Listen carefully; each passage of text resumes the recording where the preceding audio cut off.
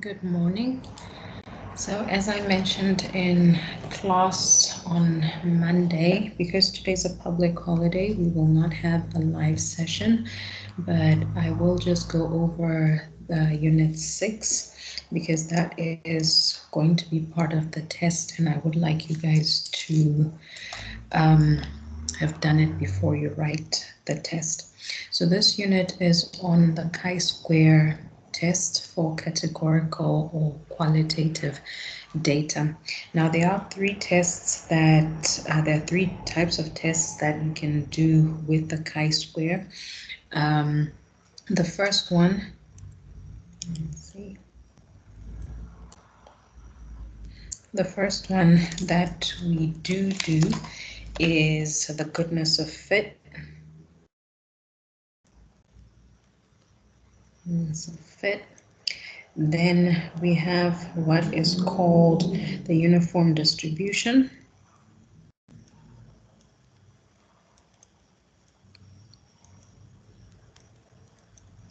And then we are going to focus on, this is the test for independence of association.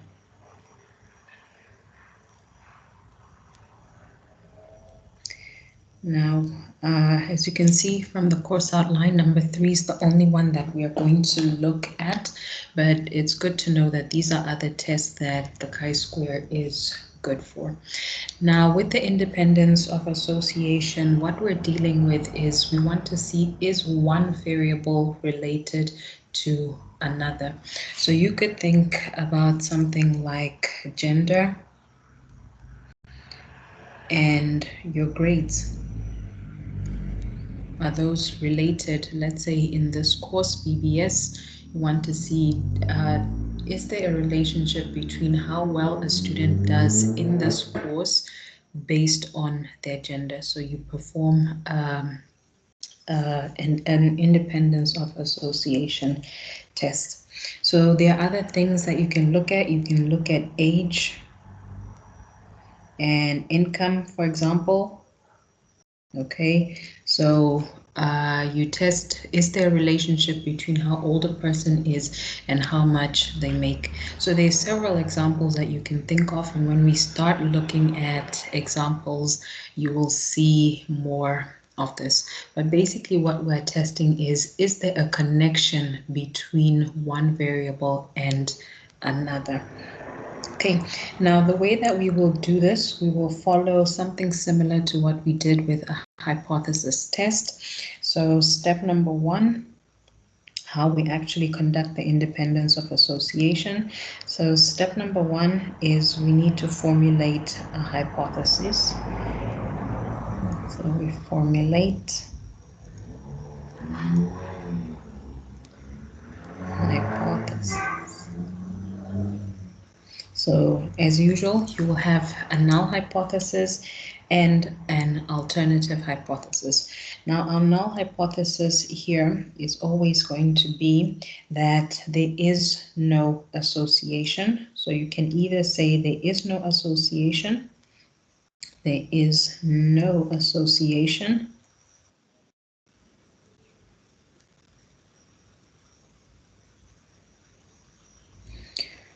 or you can say that the two variables are independent.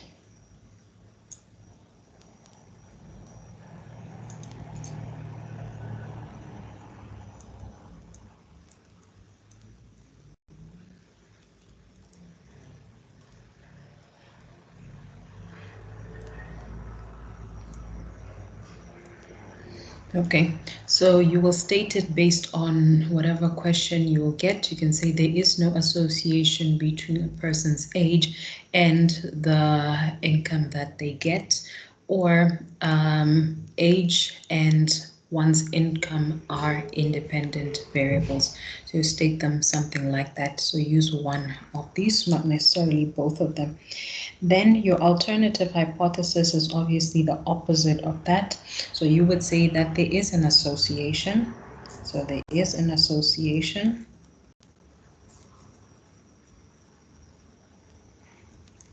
Or you can say that the variables are dependent.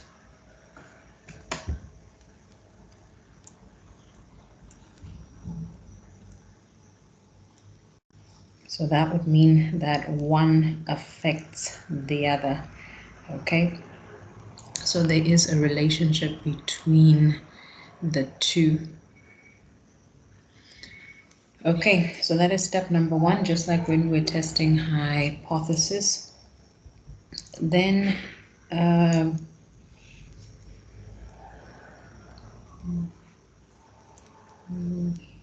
a page. Okay, then step number two, here you would compute the test statistic.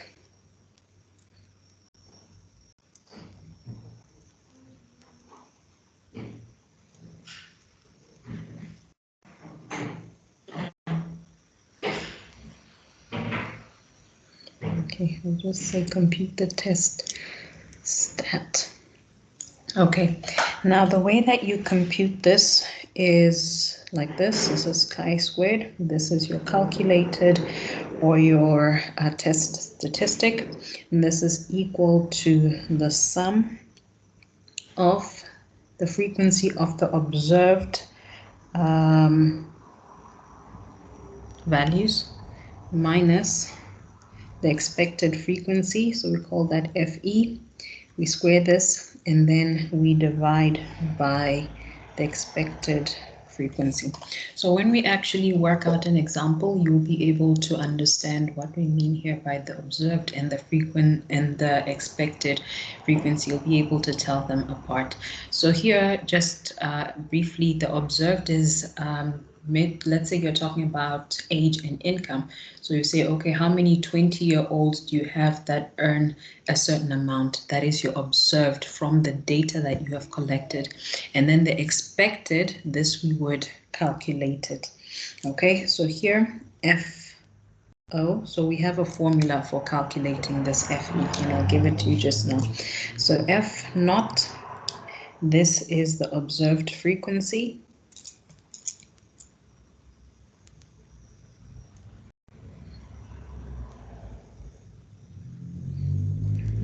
And then FE, this is your expected frequencies.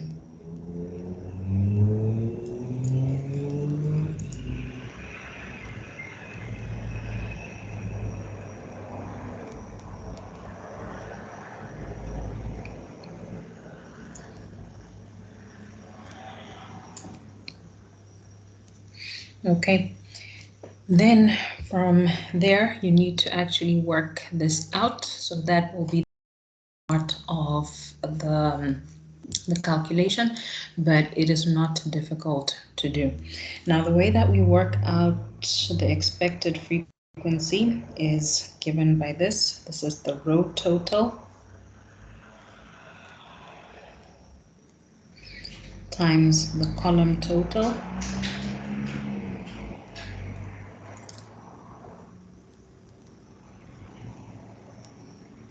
this is all over the grand total. Okay, so what I mean by this is you will have a column like this. Let's say this is a 2 by 2, so you have here some A, B, and you have C, D. So this is data that you have collected from a sample. So each of these will have their values that you observed. Okay, so these are the values that you observed from your sample. Now over here you put your total. This is X plus Y. This is Z plus W. This is X plus Z. And this is Y plus W. And then this is the overall total. So you add the totals. So here I have a total.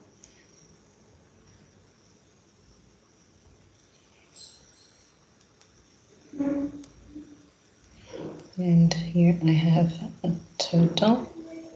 Then this is my grand total, which is just X plus Y plus Z plus W. Okay, so now if we want to work out the expected frequency, each of these values here, x is the observed value because that is the value that you got from the sample. So this is your observed frequency. Then each of these observed frequency has an expected frequency, and the way we work it out is given by this. So to find the expected frequency of x, I will say the row total, which is this one.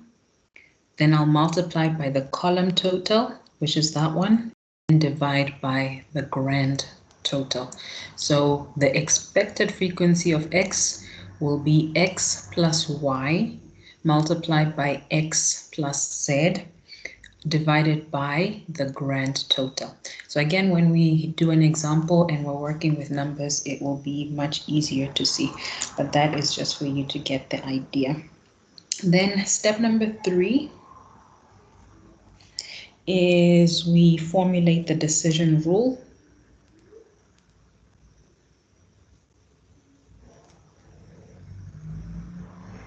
We formulate the decision rule.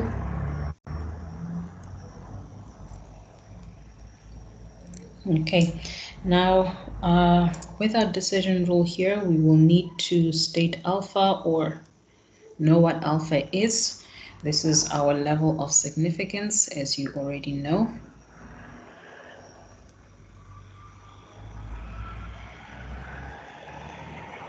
Okay, and then we need our critical value. So the chi-square critical value. This is just the chi-square, and then alpha, and then the degrees of freedom. This is just the rows minus 1 multiplied by the columns minus 1.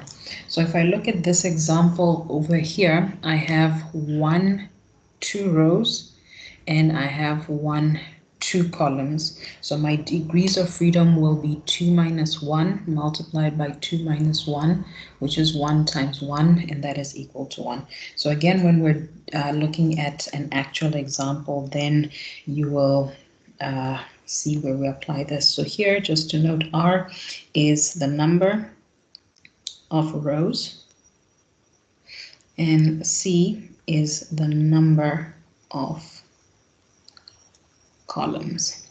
Okay, then what we will have is our chi-square. That looks something like that. Our critical value is over there. This is chi-squared of alpha, and then we have R minus 1, C minus 1. This is where our critical value is, and this is our rejection region. So the rule here will be that we should reject H naught if our calculated chi-square or the statistic, either one means the same thing, is greater than this value over here. So if it is greater than the critical value, which is alpha, and then R minus 1, C minus 1. Okay, then step number 4, you need to now make a decision.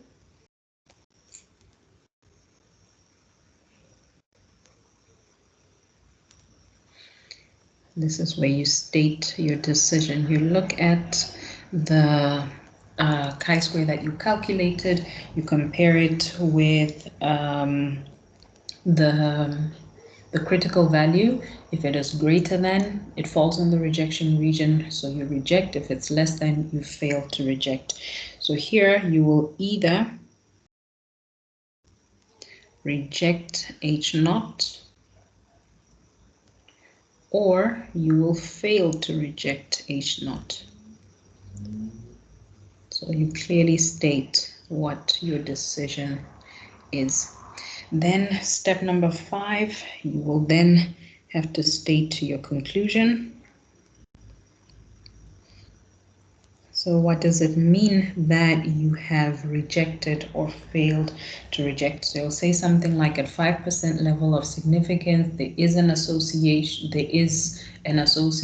between age and income, or whatever it is the question is asking you for.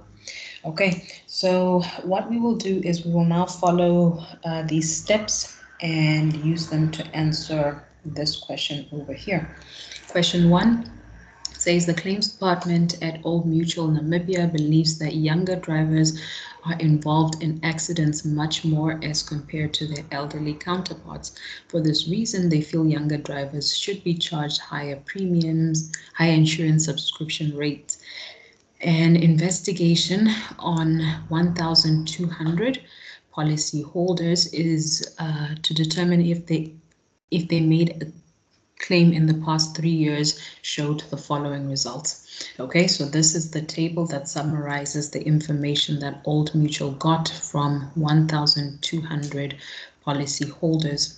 Now the question is it reasonable from this information to conclude that there is a relationship between age of policyholder and filing of claim? So obviously people who file more claims have more accidents.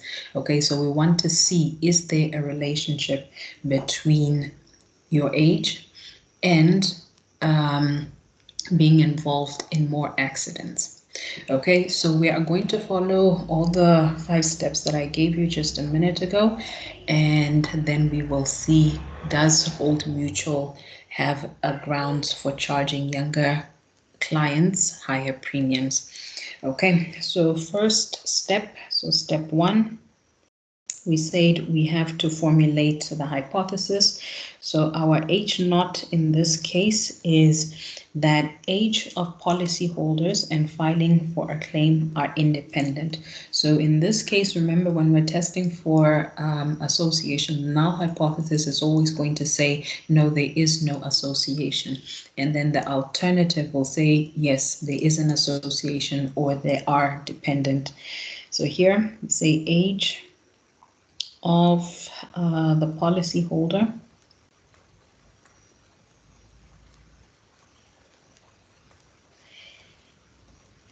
and filing a claim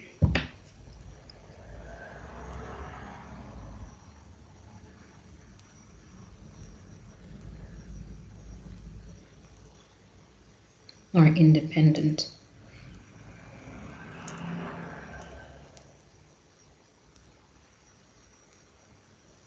Okay, so you can also say age of the policyholder and filing of, there is no relationship between the age of the policyholder and filing a claim. So you can state it in that way.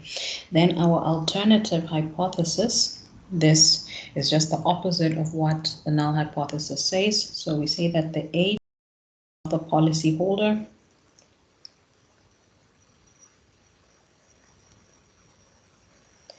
and filing a claim are dependent.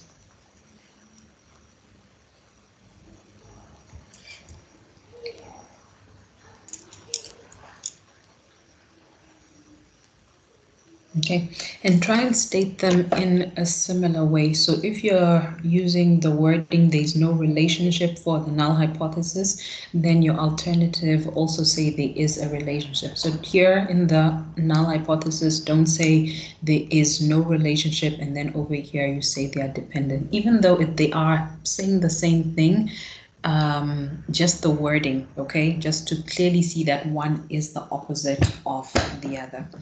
Okay, then that was step number 1. Step number 2. Now with step number 2, we need to compute the test statistic. So step number 2, we compute the test statistic. So remember, we say that chi-squared, this is equal to the sum of the observed minus the expected we square this, and then we divide by the expected frequency. So here we will have to make use of a table. Okay, so what we do here, let me see. Maybe I should copy this table here, and then we will write the expected next to each of the values.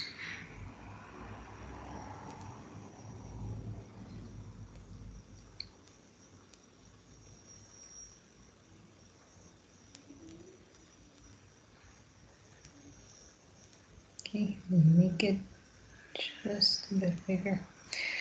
Okay, so I will write the expected in red. Right, so the way we do this, these values here, the 74, 170, 58, 240, and so on, these are all our observed values because you asked the clients and then they told you, so that is what you actually observed. Now we want to work out the expected frequencies. Now remember the expected frequency, I'll write it in red here. The expected frequency is given by this. It is the row total multiplied by the column total, and then we divide it by the grand, sorry, this is column.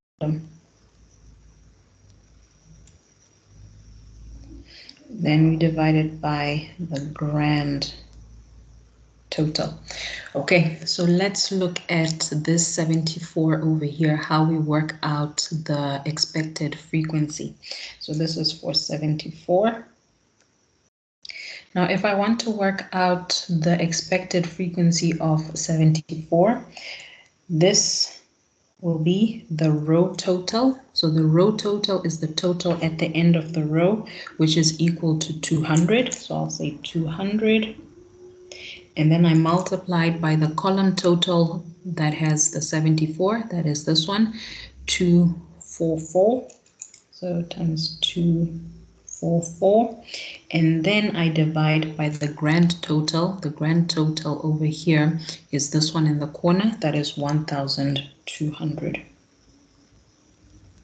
This I just worked out on my calculator, and what I got was 40.667.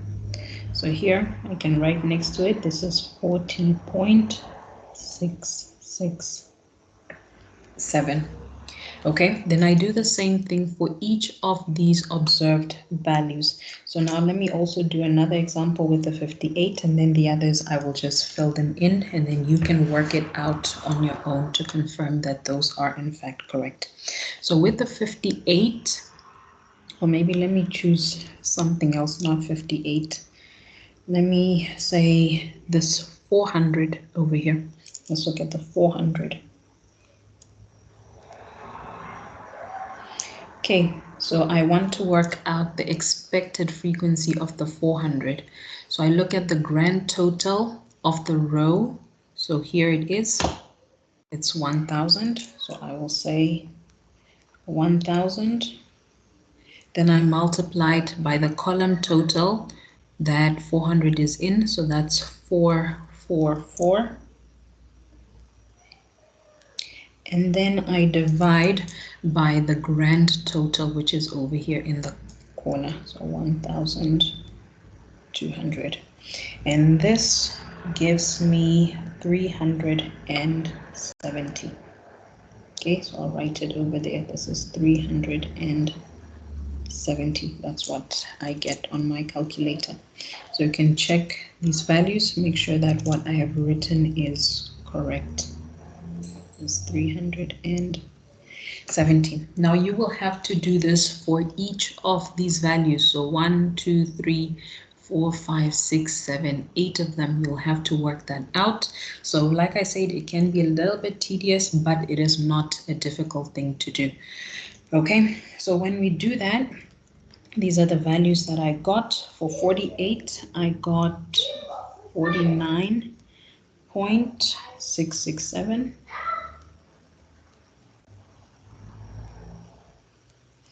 For 44, I got 74. For 24, I got 35. Okay. I got 35.667.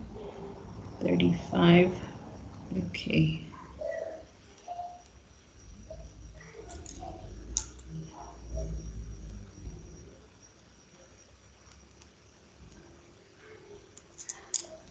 Okay.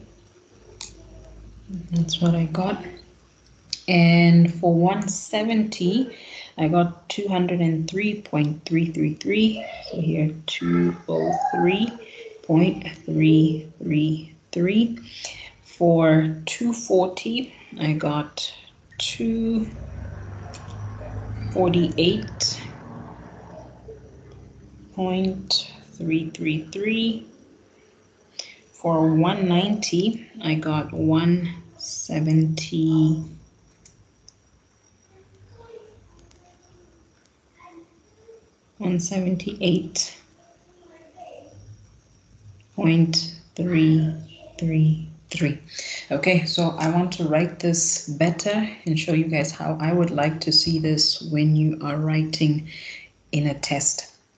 So what I would like to see is this. You have one column for your observed. So your observed, we start with 74, 58, 44, 24, 170, 240, 400, 190. Then your expected values, you have 40.667. Then you have 49.667. This is 74. 35.667. 203.333. And then 248.333. 370. And 178.333. Then remember, we are still calculating our test statistic, and it is given by this chi-squared, the calculated, or the stat. This is equal to the sum of the difference of the observed and the expected. You square this and then divide by the expected. So what you need to do here, you will have this column, FO minus FE divided by FE. So that is your third column. So you will subtract 74 minus 667, then you square it. I didn't write that, it should be squared. Then you square it and then divide by this value. So if we look at the 74, so the first one will be 74 minus 40.667. You square this and then divide by 40.667. This you work out on your calculator and then you write the value over there. So when I did that, I got 27.322. And then you do the same thing with all these values. So when I did that, I got 1.398. And then I got 12.162, 3.816, 5.464, 0.280, 2.432. I think somewhere around here the pen doesn't work so well. 432, and then 0.763. Okay, so now that you've worked out each of these, remember our summation means you need to add. I think the way I wrote my summation is not correct. It should be outside. So it should be like this. Okay, because I'm adding up all these values, so it's not just the sum of this divided by 1. All right, then there's an equal to sign missing. Okay, that's better. All right, so now what you will do is you will add each of these values together, and then you will get your calculated chi-square value. So here, let me just complete this working. Here we see this is 27.322. Okay, so here I work out what my grand total is.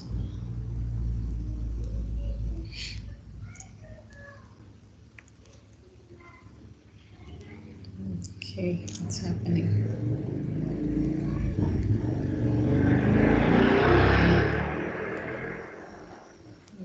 Okay, there we go. So our grand total, which we get by adding all this, so you should also add up all these. They should give you 1,200, and the same thing with this, they should also give you 1,200. So this is 1,200, 1,200. Okay, and then our value over here, when I worked it out, I got that chi-square is equal to 53.637. Okay, so my calculated value here is 53.637. You can see step number 2 is a bit long, but I'm sure you guys will be able to handle that without any problems. Now we move on to step number 3, where we formulate the decision rule. So step 3, let's say the decision rule. Okay, so here our alpha is equal to 5%, which is 0.05. This is given to us in the question. Let me just go back so you can see over here. There it is stated in the question.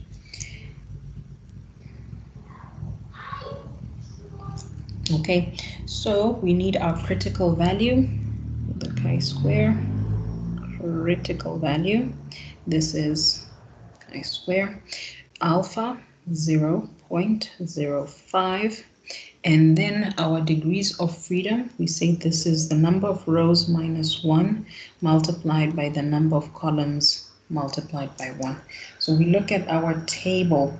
Over here I have 2 rows because there's only 2 cases, people who have claimed and those who have never claimed. So I don't count the total. I'm only counting those who claimed, those who didn't. So that's 2 rows. And then the number of columns, I have this age group, that age group, that age group, and that age group. So I have 4 columns. So those I substitute in here. So this is the chi-square 0.05, and then my rows, I said I have 2 rows, so it's 2 minus 1. The columns I have 4, so it's 4 minus 1. So I'm just showing all the working, but for the next one I will just write the final part. So 2 minus 1, this is 1, so I have 1 times 4 minus 1, this is 3, and this is the chi-squared, 0.05, comma 3. And this is the value that I need to read from my table.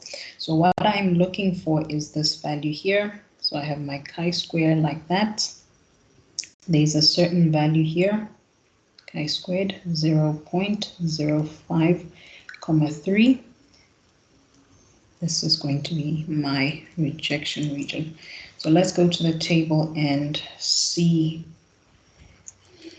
So here is the chi-square table. It might not be very clear, but if you have a chi-square table there with you, you will be able to follow with me. So what we do is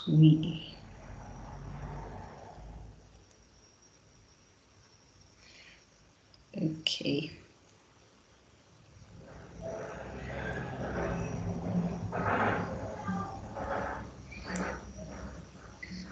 Okay, so our alpha is 0.05.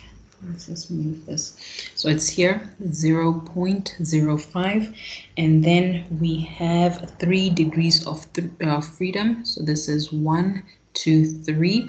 So our value is this one over here, and that's 7.81473. Okay, so what I do is I go back and I write it.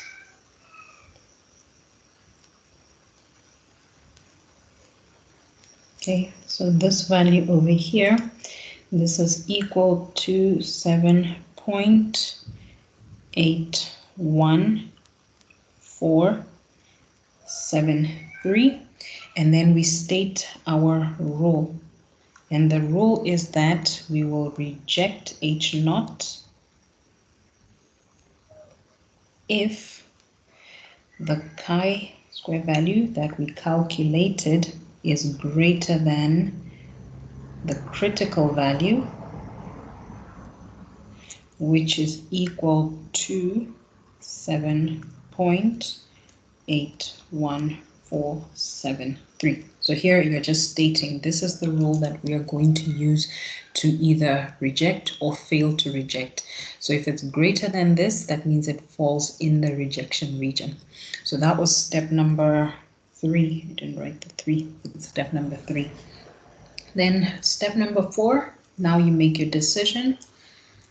Is step 4. Okay, so you make a decision. Since our chi-square that we calculated is equal to, where's that value? Over here, it is 53.637. So I'll just copy it.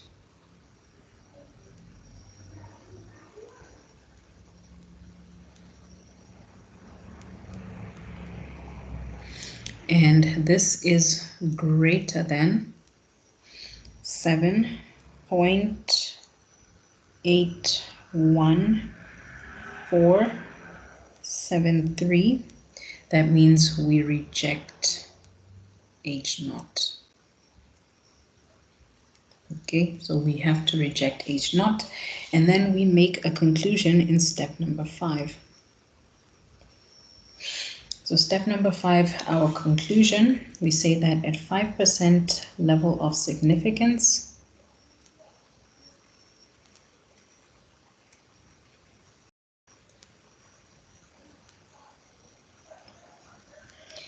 we conclude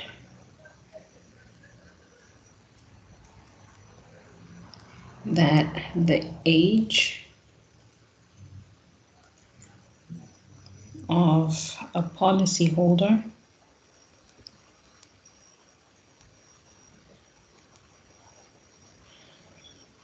and filing for a claim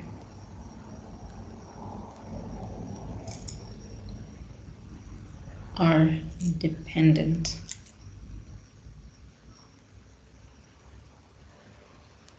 So in other words, we are saying there is a relationship.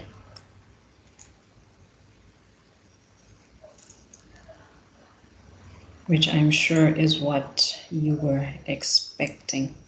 Okay, because even if you look at the statistics that is given by the NSA, you see that most people that are involved in accidents are younger people. But anyway, that is how we would do that. So we look at another example on how to do this. This is question number 2. So we'll just dive into it because all the questions that we will do are pretty much similar to this. You just have to follow the 5 steps. So like I said, it might be a little bit tedious because of all the calculations, but none of that is difficult. So make sure you don't make any mistakes when you're calculating. So number 2, for the data shown in the following table, test for independence between a person's ability in mathematics and his or her interest in statistics. Use the 0.01 level of significance. So here what we are testing is if somebody's good at math, how interested in statistics are they? Is there a relationship? So those people who are good at mathematics, do they have a higher interest in statistics compared to those people who are not so good at mathematics? So that is what we want to work out. So in doing that, we follow the steps. First step is to work out the hypotheses. So step 1, we state our null hypothesis. So H note, say ability in mathematics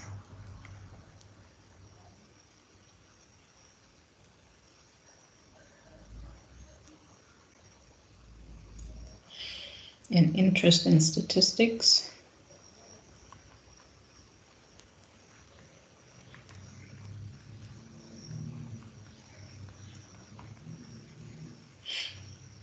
Are independent. So remember, the null hypothesis is always the one that says independent, there is no relationship. And then your alternative is the one that says, yes, there is a relationship or they are dependent. Then our alternative here is there is. Okay, let me just copy it. I think that would be easier.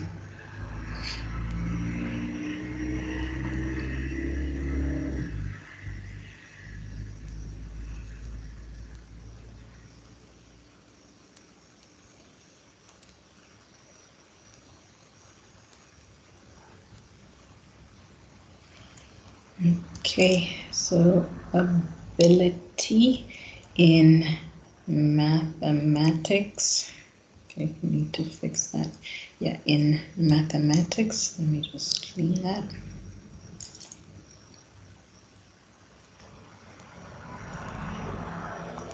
So your ability in mathematics and interest in statistics are, this time instead of independent, we say they are dependent, or that there is a relationship. So here we're saying there is a relationship. But you don't need to put this in brackets. I'm just explaining what I mean.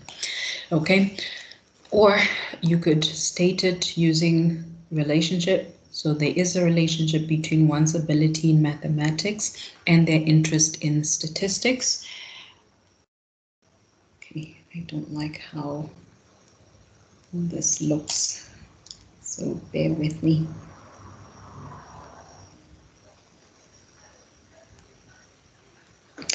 Okay, then we move on to step number 2. Now, step number 2, we need to calculate our test statistic. So we look at the table that we are given. So we had, I'm going to rewrite the table.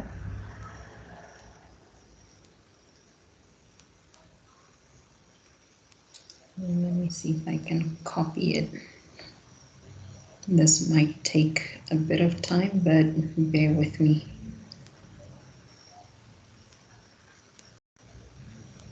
Okay.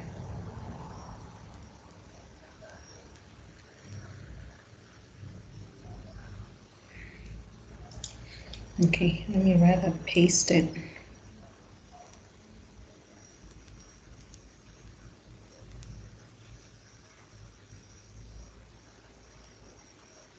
This one.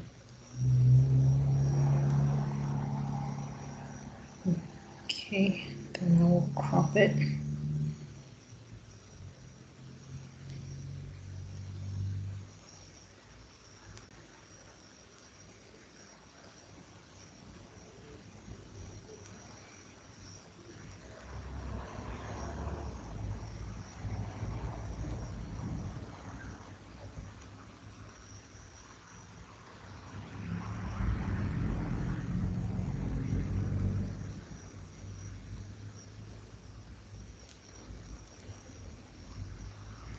Okay, so there's our table.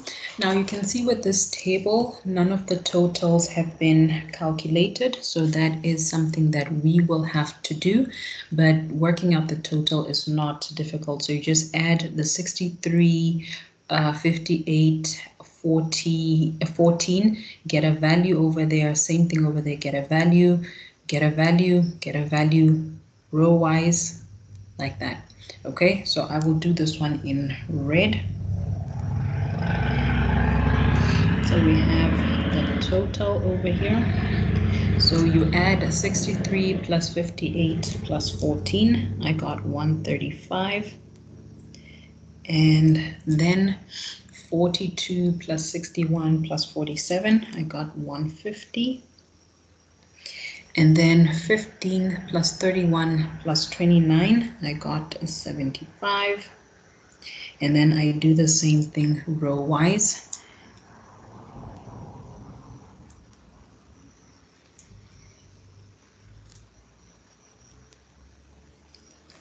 So 63, 42, 15, that gave me 120. Then 58, 61, 31, I got 150. Then 14, 47, 29, I got 90. And then our grand total over here, I got 360. So what you should do is add the last row, or yeah, 135, 150, 75.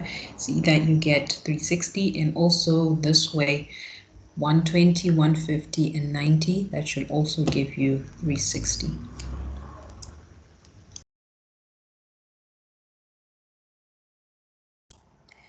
And then we also calculate the expected frequencies.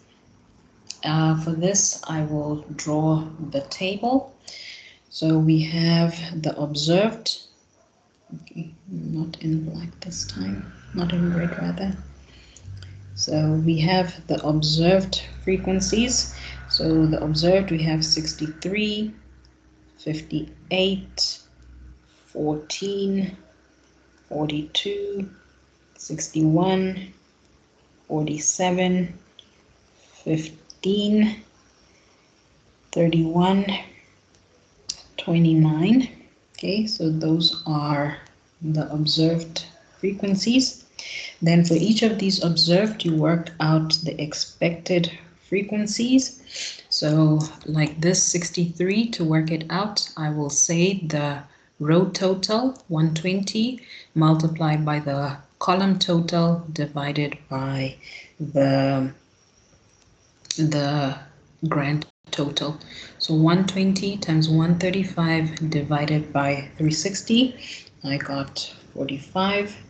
Then I do the same thing for the next one. I have 56.25, 33.75, 50, 62.5, 37.5, 25, 31.25, and then 18.75.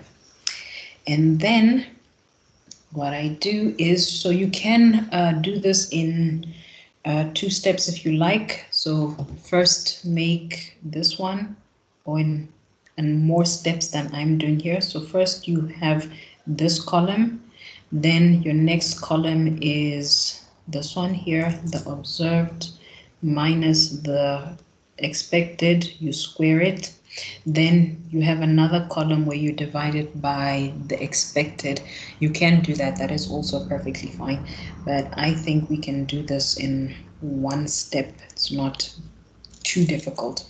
So this last column that we have is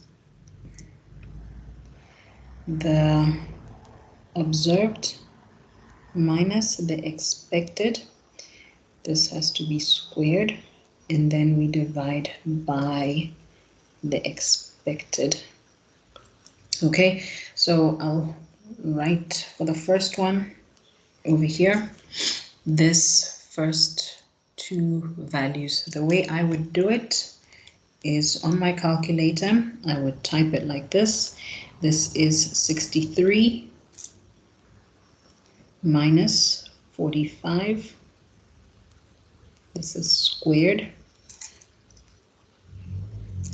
Then I divide this by 45. Then I get my answer and I write it over there, because I think typing this on the calculator is not too difficult. So just make sure your brackets are placed correctly and the square is outside the bracket. Okay, so when you do that, these are the values that I got: 7.2, 0.054, 11.557, 1.280, 0.036, 2.407, 4, 0.002, then 5.603. So again, you should work out the totals of each of the columns. So for the first column, the total should obviously be 360. This should also be 360. And then this one over here, you add these values: 7.2, 0.054, 11 point this one, 1 point this, and so on. So when I worked it out, I got 32.140. So this would mean that my calculated chi-squared statistic is 32.140. So I'll write that down. So my calculated, or the stat, so I'll use them interchangeably. The stat and the calculated means the same thing. This is equal to 32.140. Then step number 3, I need to state my decision rule. Okay, so chi-squared, the critical value, here, just note alpha is 0.01. That is given to us in the question. So let's go back. Here we use a level of significance of 0.01. Okay, so alpha is 0.01. This is our critical value, chi-squared. Alpha is 0.01. And then the degrees of freedom is just number of rows minus 1 multiplied by the number of columns minus 1. So let's go back to our table. We have 1, 2, 3 columns, 1, 2, 3 rows. So it's 3 minus 1 times 3 minus 1, which is just 2 times 2, which is 4. So I'll write that down. So this is chi-squared 0.01, and then I have 3 minus 1 multiplied by 3 minus 1, and this is chi-square 0.01, and my degrees of freedom, I have 4 degrees of freedom. Okay, and this value here, I need to read it from my table. So I go to my chi-square table, there it is, and I look for the column which has 0.01. So if what I have here is not clear enough for you to see, just download the chi-square table, or even from the test that you wrote, you should have the chi-square, and then you can follow along and see that our values are in fact the same. So here we have 0.01, and we have 4 degrees of freedom. So I have 1, 2, 3, 4. My value, my critical value, is over here, 13.27670.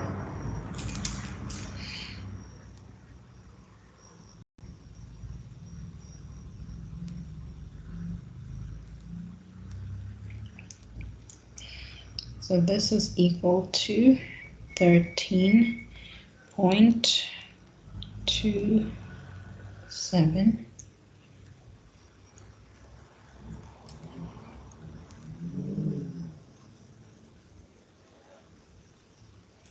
Okay, so that is our critical value, and we draw or sketch the rejection region.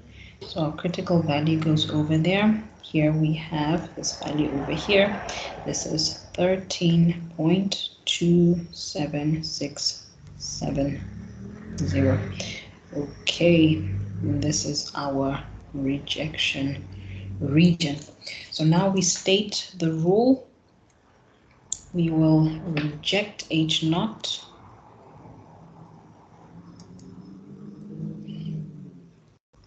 if the chi-square that we calculated is greater than 13.27670. Okay, so that is our rule. Then step number 4, let's see. Now step number 4, we actually need to make the decision whether we reject the null hypothesis or not. So our calculated value is equal to, where's that value? It's 32.140. This is 32.140.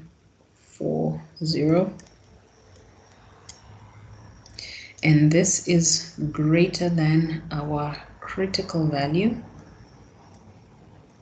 which is 13.2726. They're right here, 27. 27 ... Okay, and therefore we reject H naught. Okay, so that is our decision, that we reject H naught. And then step number 5, we make a conclusion. What does it mean when we reject H naught? So we conclude at 5% level of significance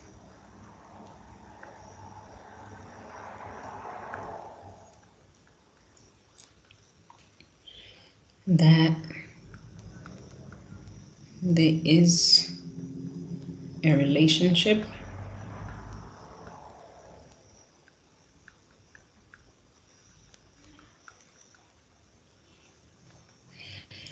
between a person's ability in mathematics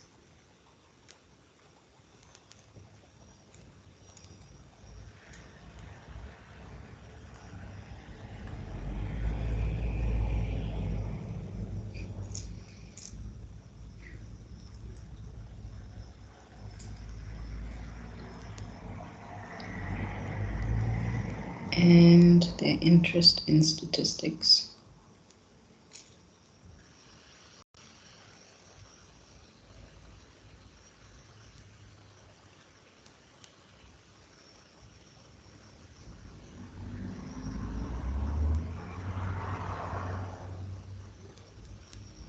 Okay, so as I always say, you can word it a little bit differently, make it your own statement, but what I want to see is this 5% level of significance, or you can say you're 95% confident that da da da da, and what are you 95% confident about? Or so you can say there is a relationship between a person's ability in mathematics and their interest in statistics, or that they are dependent, they are not independent.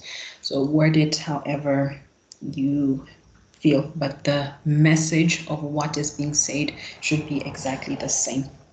Okay, then we look at the last question.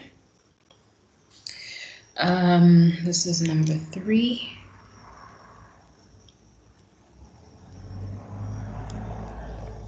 Right.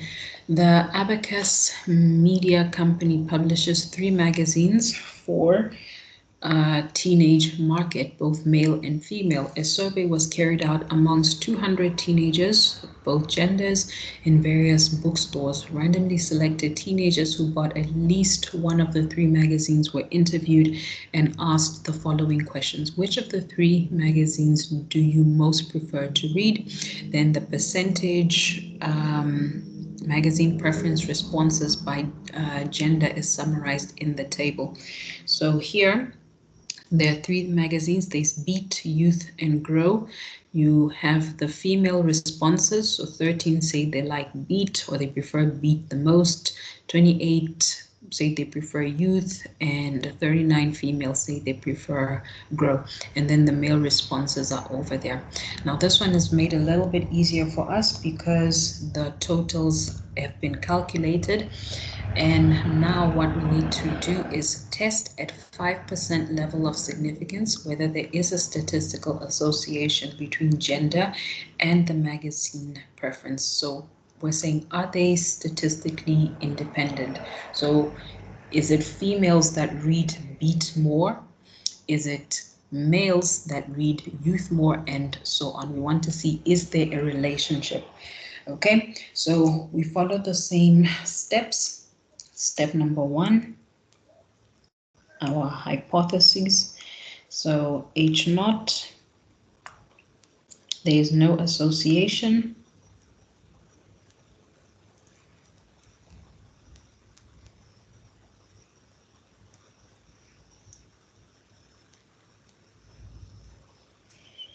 Between gender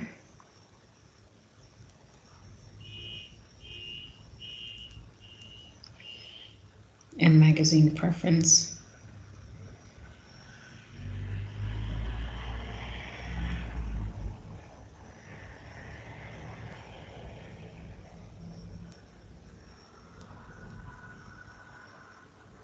And then our alternative is just the opposite of that, and I will just copy and paste it and then change the wording slightly.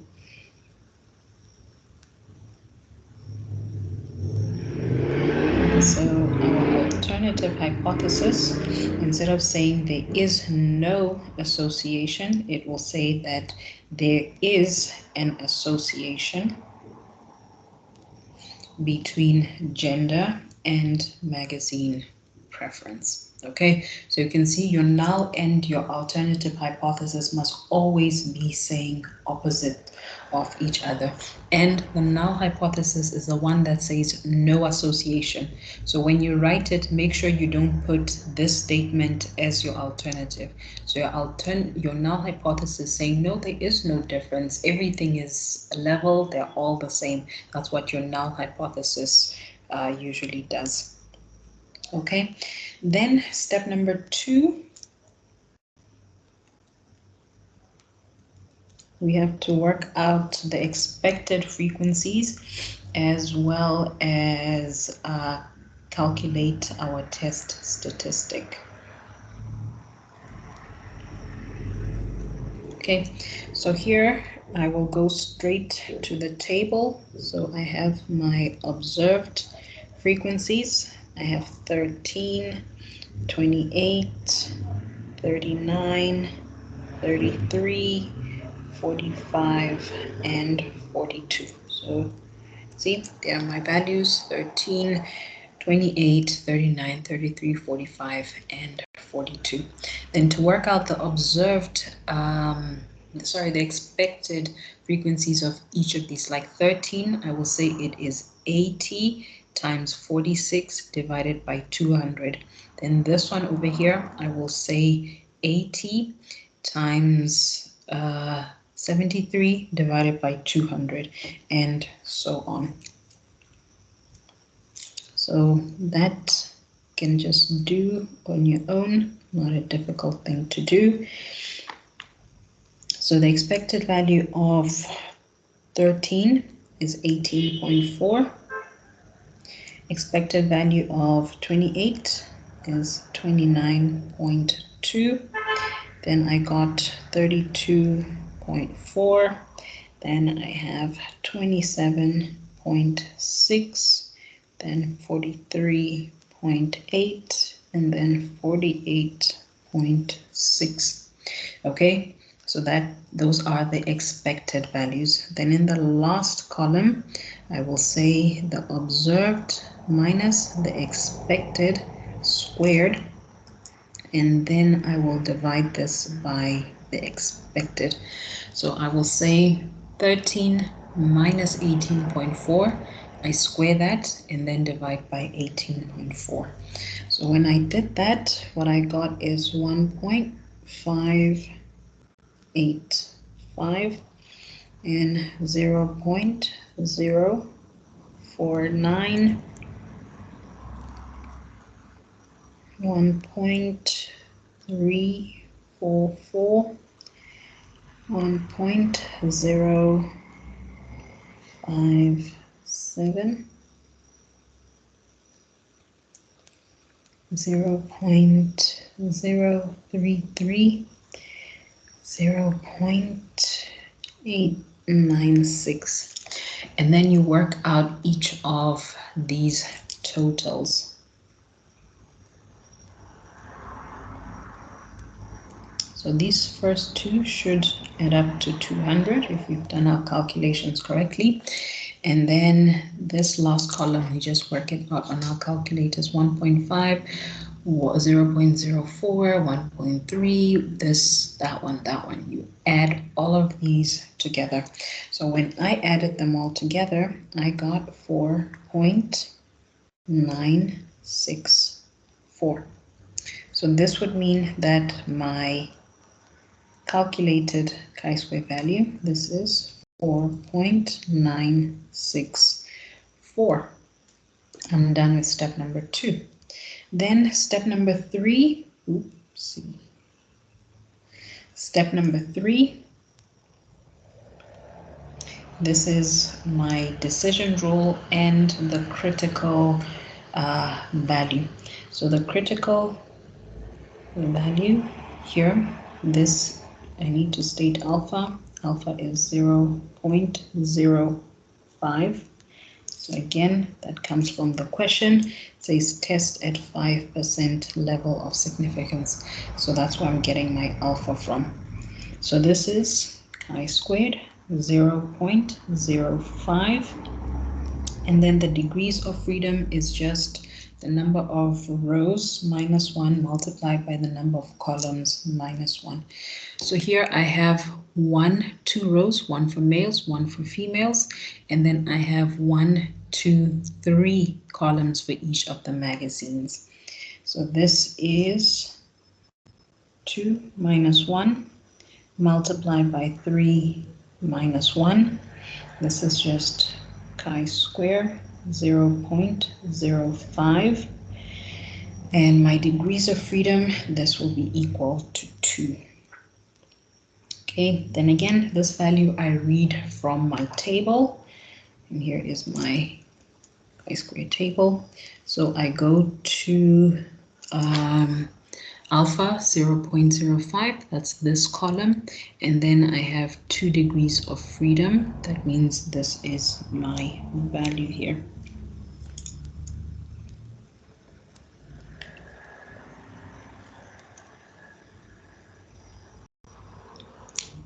Okay, so that's 5.99146. Okay, so this is 5.99146. Then I need to state the decision rule. Well, first, let me draw what it is. I'll represent my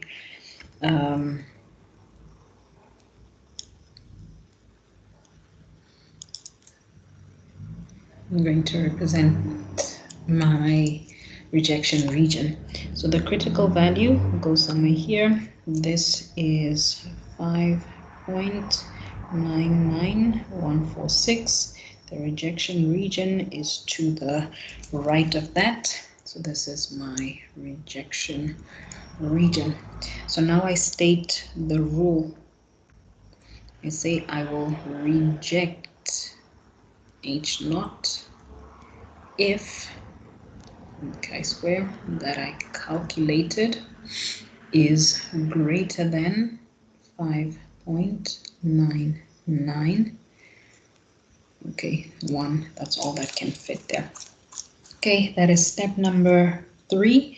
Now step number 4, I actually make the decision. Okay, so I look at my calculated chi-square value. It's over here, so I'll just copy it.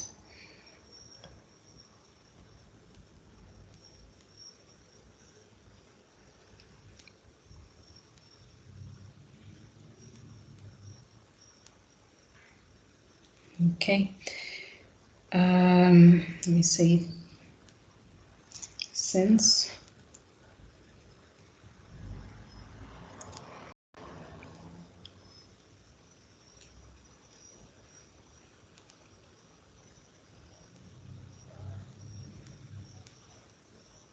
this value here is less than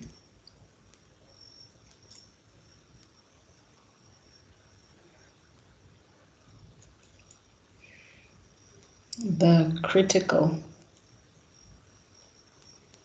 value, which is equal to 5.99146, we fail to reject H naught.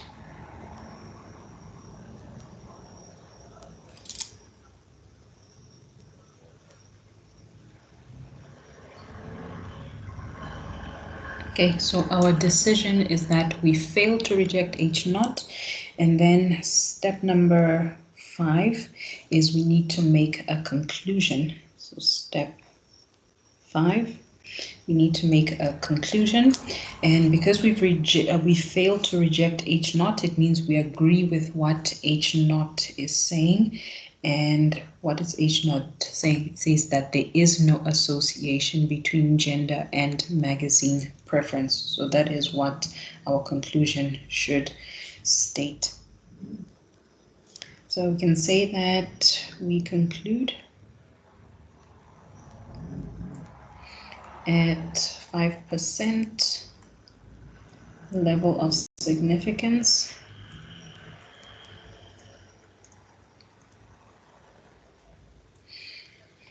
that there is no association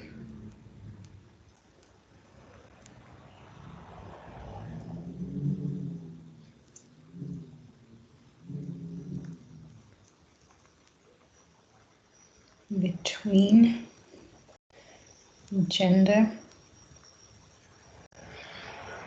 and magazine preference.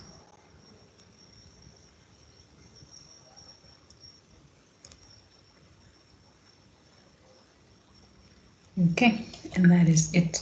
So any other question that you get regarding the chi-square test for association, you would do it in pretty much this way. So best of luck in the test. Keep studying, and I will see you guys on Monday.